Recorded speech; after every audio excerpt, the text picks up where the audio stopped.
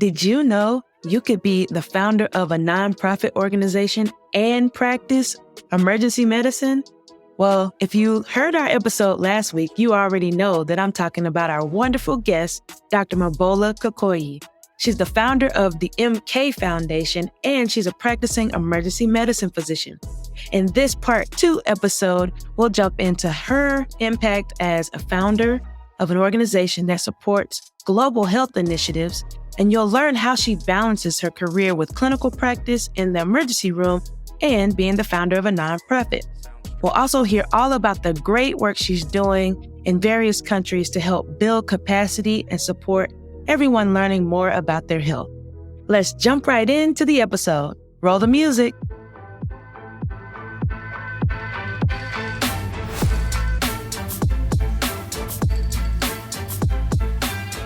So switching gears a little bit, you use your skills in a variety of ways. And as you said early on, the ability to be a specialist in resuscitation is something that's very intriguing and how you can use that globally.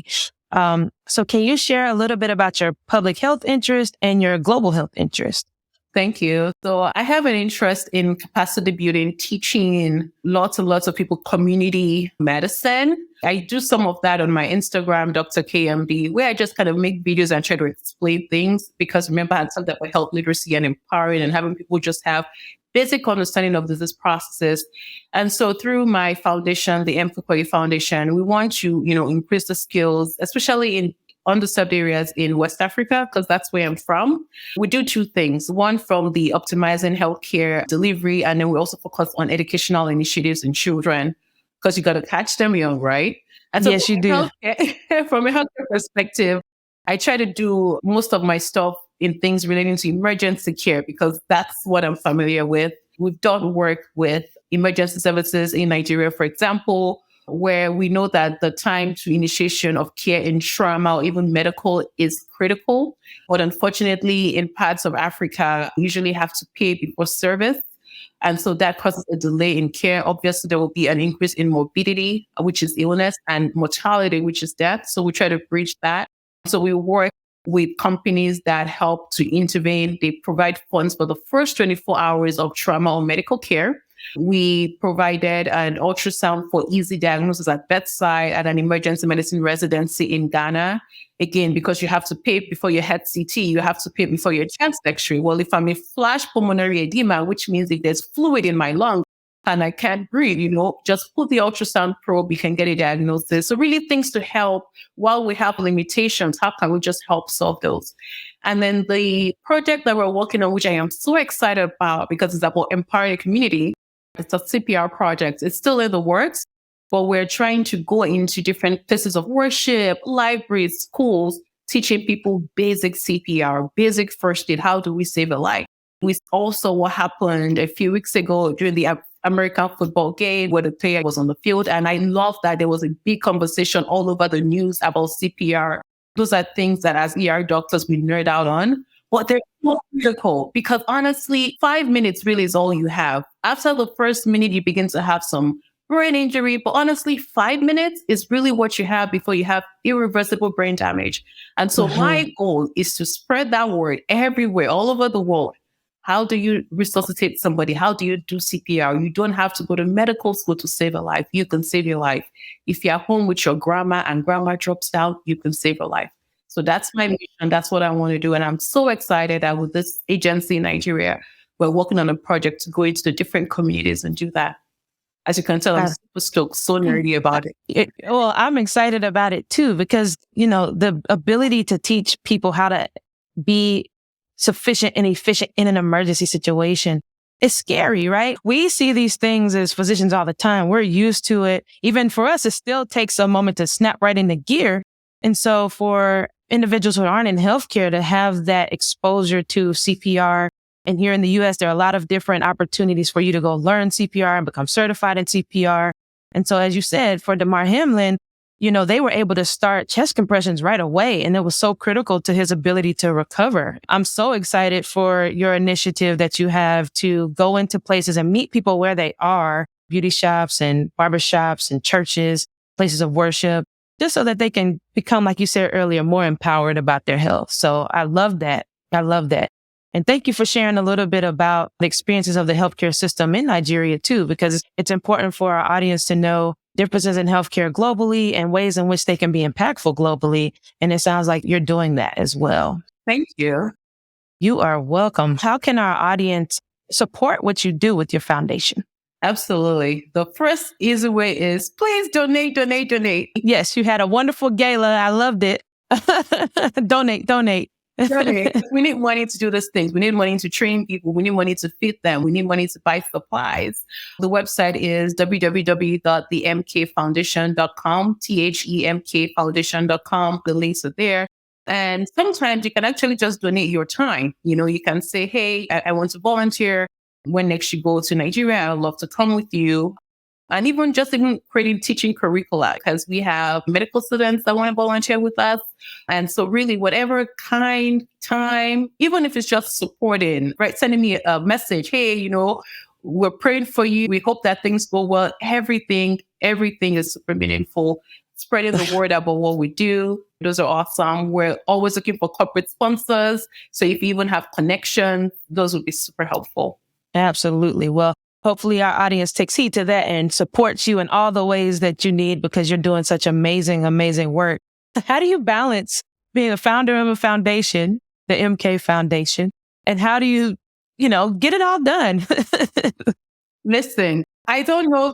Between you and I, Jasmine, sometimes I think, Mobola, you be doing too much. You be doing I know. Oh, I know that feeling.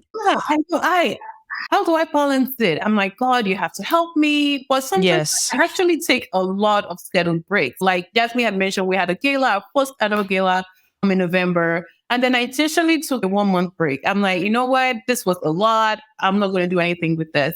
And I try to plan my time, so I may get like text messages from partners, but I don't have to reply to those immediately. I schedule time to do my foundation work, because when you guys go into emergency medicine, you'll see it can take a toll on you. So our regular morning shift, one shift is like other people's 3 shifts, because you're emotionally spent, you're physically spent. If you call a cardiac arrest, somebody dies, you have to go into the next room and pretend like nothing happened. So there's a lot of emotion that goes into that.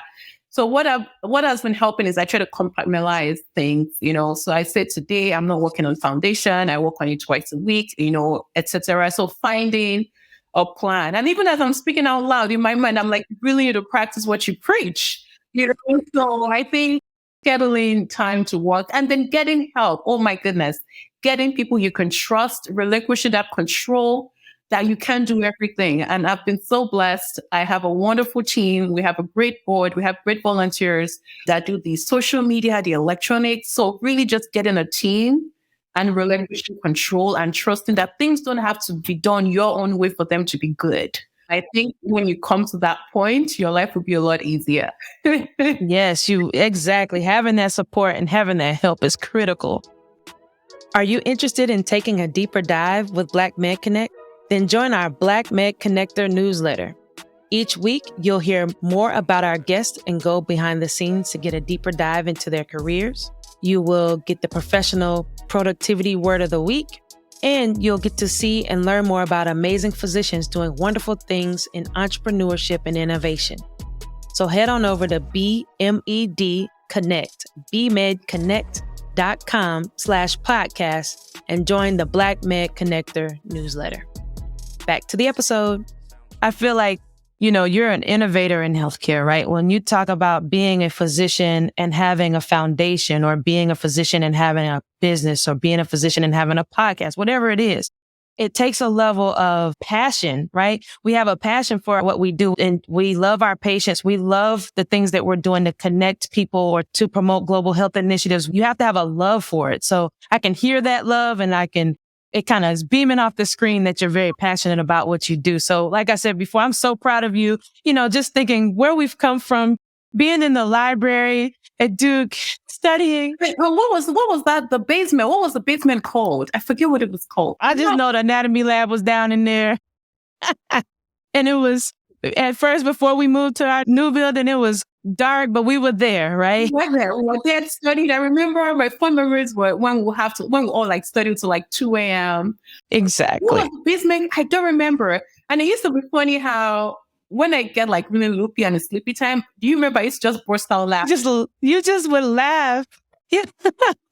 Hysterically laughing. What's time to go home? Yeah, those were the days though. I haven't changed at work. Like when I'm working night shifts and it's 4 5 a.m. and I'm like, ooh, any little thing anybody does, I just burst out laughing. And they're like, you okay? I'm like, I'm okay. I'm just tired. That is hilarious. That is hilarious. So, okay, we're going to wrap up with our bolus round. So for our listeners, a bolus, which you do a lot of in the emergency room, is when we give a rapid push of fluids. If a patient is really sick or really ill or has lost a lot of fluids or blood, we try to rapidly give them fluids to kind of help raise their blood pressure, among other things that we do. So this is our rapid fire question round, and we'll just get to know you a little more and we'll have some fun. So let me know when you're ready. Drum roll. A drum roll. All right. So what is your favorite vacation destination? Oh, anywhere with a beach. Anywhere with a beach. Yeah. Love it. Barcelona in recent years as like, yeah, top 2. That sounds amazing. Got to put that one on the travel list. All right. What is your favorite song to get you pumped up? Wow. Honestly, it's probably Gyrate by Maverick City Music. All right. Whatever situation I'm going through, I play that song. I'm like, whatever I need, God will provide that. If it's strength, if it's rest, if it's whatever. So I would say Gyra is my nice song. But there are multiple songs on that list.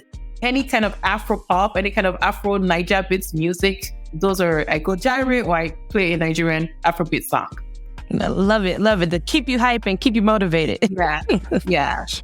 Love it. Okay, so what is your favorite melanated movie? Wow, that's a good one. It would probably be some kind of comedy.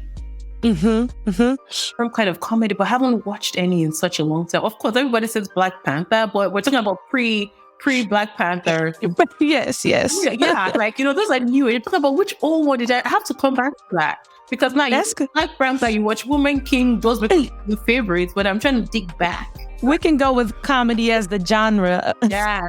I think Black comedy, I'm down for.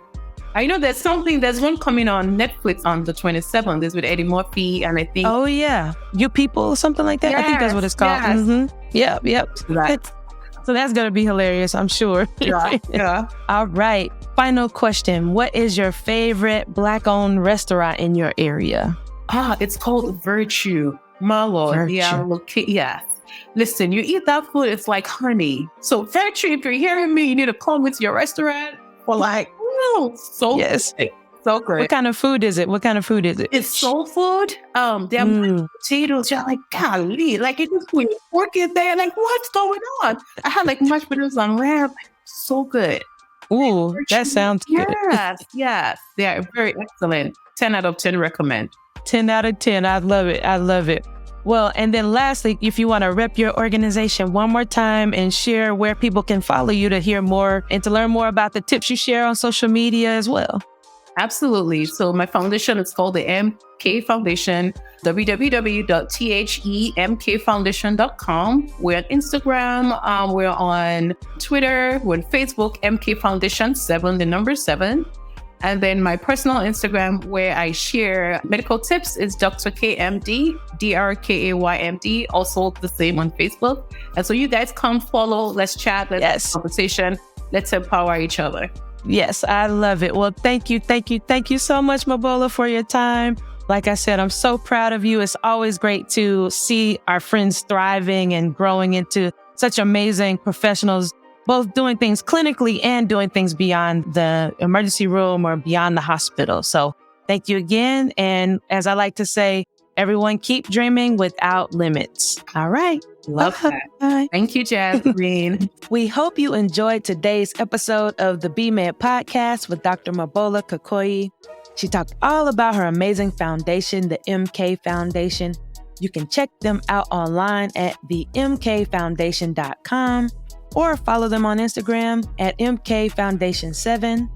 If you want to reach out to Dr. Mobola Kukoyi, You can reach out to her at Dr. KMD or Dr. KAYMD.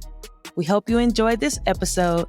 Don't forget to like, share, and subscribe to the podcast wherever you like listening to podcasts or on our YouTube channel. Matter of fact, if you're watching us on YouTube, comment down below about what your favorite part of the episode was and what types of episodes you'd like to see in the future. Until next time, this is Dr. Jasmine Weiss, and always remember to dream without limits. Bye.